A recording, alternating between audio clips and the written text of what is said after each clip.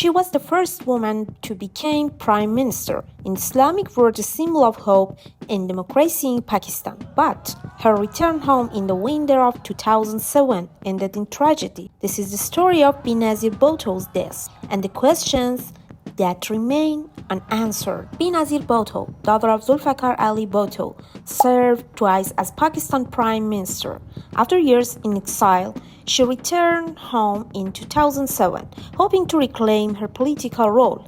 That return placed her at the center of mounting security threats, previous attacks, Taliban warnings, and deep political divisions. On the evening of December 27th, Bhutto arrived at an election rally in Rawalpindi. As she finished speaking and waved to supporters through the sunroof of her armored vehicle, the attack happened. Early reporters described gunshots, followed by an explosion from a suicide attacker. Very quickly, the accounts began to conflict. Some officials claimed she died after striking her head on a metal lever inside the vehicle.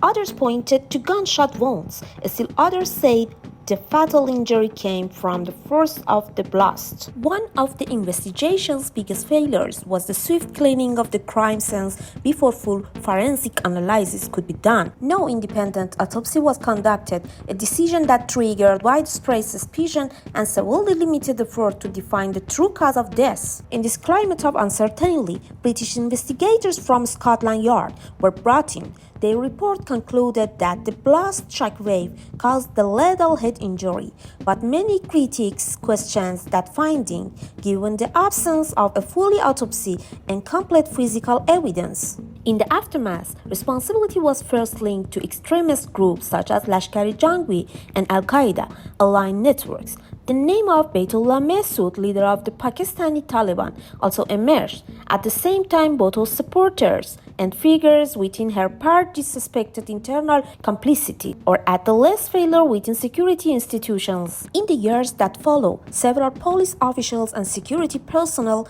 were charged with negligence. Cases were also filed against Pervez Musharraf and senior intelligence officials. Allegations inadequate protection or willful failure, legal battles that dragged on with mixed outcomes. In 2010, a United Nations fact-finding commission reported that Pakistan's investigation had been deeply flawed. It highlighted major gaps in evidence collection and transparency. The report stressed that without a thorough, independent inquiry, core questions about responsibility and motive would remain unresolved. Benazir Bhutto's assassinations profoundly reshaped Pakistan's political landscape. Immediate elections, a shift in the leadership of the People's Party, and a deepening crisis of public trust in security and judicial institutions. Her family and supporters continue to call for full clarity and accountability. Many hands have been pointed, narratives clash, and the evidence remains fragmented. Will the full truth ever emerge? Until then, Benazir Bhutto's name endures, a symbol of political aspiration and of the unanswered questions that still echo through Pakistan's history.